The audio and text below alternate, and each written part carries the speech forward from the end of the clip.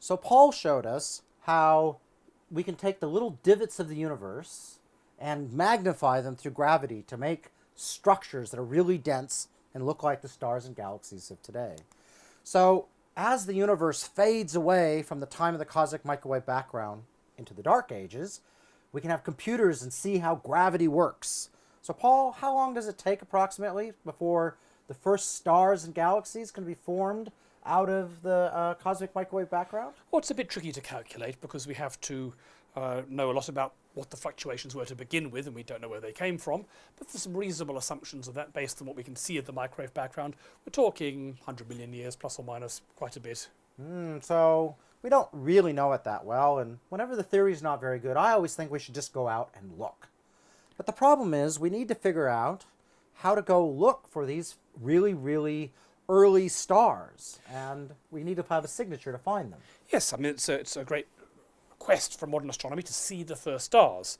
And we're going to talk about several different ways in which we approach this problem as we go through this lesson. One approach would just be to have a really, really good telescope and look for them directly.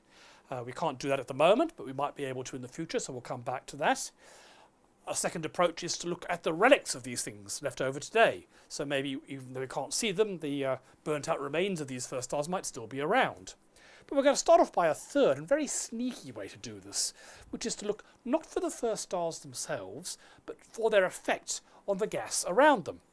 Because our N-body simulations predict, yes, you formed the first stars, but there should still be at least tenuous gas everywhere else. All right, so let's look at what we're going to use as a signature. Hydrogen would be a good one to start off with. And if we look at the structure of a hydrogen atom, it has different energy levels. And so we have a ground state, which turns out to be 13.6 electron volts below where essentially the electron is no longer part of the hydrogen atom. But the first level, the n equal 2 level, is here 10.2 eV above that ground state. So let's just imagine we have a photon. Now you'd imagine that most of this gas in space is going to be with electrons in the ground state, because remember the universe is cooling down. When it was very hot, at the time of the microwave background, the electrons would be up here. But as time goes on, they're going to dump down through the levels. And so pretty soon after the microwave background, most of the hydrogen should be cold enough that most electrons are going to be down here in the ground state. So if you have a photon of, for example, 10.3 electron volts, it's going to come by and it's going to go right through the hydrogen atom because, of course, its energy is not quite tuned to the energy levels of the hydrogen atom. But if you have a 10.2 electron volt photon, so that's 121.6 nanometers, then when it sees the hydrogen atom, gets close to it, it can knock that electron up to the first level and excite the hydrogen atom. So the photon has exactly the right energy to move the electron from here to here.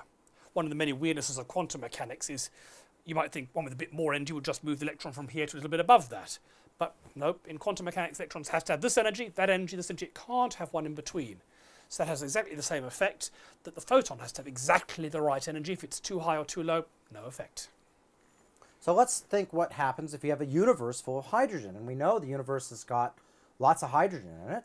So if we look at a universe full of hydrogen, and for example, we have one of those 10.3 electron volt photons traveling through it, it'll just travel unhindered because there's nothing really to interact with. There's no hydrogen at the right, or the energy levels of hydrogen just aren't right. I think you've forgotten something here. It might be 10.3 electron volts to begin with, but of course space is expanding. That means it's going to be losing energy. Ah, that's right. So what we're really dealing with is a photon that is redshifting over time with its energy decreasing over time. Here it goes, energy's going down close to 10.2. Oh. So while the energy remains above 10.2 electron volts, it can travel freely. The universe is transparent. But as it gets stretched, the wavelength gets longer, therefore the energy drops until it hits the magic value, and then it's in trouble. Suddenly the universe is opaque, and whichever hydrogen atom there's going to be, there's so much hydrogen around, it's always going to find one at the right place, you'd think. And you have an excited hydrogen atom and no more photon. So pretty much any photon that is emitted blueward of 10.2 electron volts will eventually be redshifted and collide with the hydrogen atom and disappear. So let's look at some of those photons. And so, Paul, I'm just going to use one of your spectra of a quasar that has lots of UV photons. And if I put on here that magic place of 121.6 nanometers at 1216 angstroms, 10.2 eV, then we expect to have everything here absorbed. Yes, what you can see is there's usually a big bump in the spectrum of quasars at this wavelength because you get electrons jumping down actually in the quasar, producing light at the same wavelength. This is called the Lyman alpha line. But you'd expect any photon down here at shorter wavelengths and hence higher energies. It can be emitted fine. You can fly through space a bit, but sooner or later it's going to get stretched enough until it matches 10.2 electron volts and gets mopped up. But you can see we are definitely picking up real photons at shorter wavelengths, higher energies. Somehow they're getting through. So that is a question I guess we need to answer. Let's look at a higher redshift quasar. This one's at a redshift of, on average, about 1 or something, or even About less? 2. Yeah. About 2? It's about 10 billion light years away. Okay, so a long ways away. But let's look a little further, and we see something happens, that the quasar looks a little different in this case. So in this place, this is the magic wavelength of 10.2 eV, and here we see the spectrum is all chopped up, but it's kind of funny. You would expect all the photons at this side, they can just escape freely because they're already longer, they've already got too little energy, they'll just get even less energy as they go on. Down here, you'd expect there to be trouble. You'd expect nothing down here. You'd expect just a cliff and no flux down here. That was actually originally predicted by two people called Gunn and Peterson, Bruce Peterson being one of our colleagues here at Mount Stromlo many years ago. But instead, you don't see a cliff. You see instead, it looks like this has been attacked by termites or something. There is quasar light down here, but it's been bitten in lots of different places, like tooth marks all the way up and down it. So it looks like we're not seeing hydrogen filling space. But we've pretty much got to see hydrogen filling space. There's no way you can clear out all the hydrogen in intergalactic space. You don't need very many atoms. One per several cubic meters is quite enough to mop up the stuff.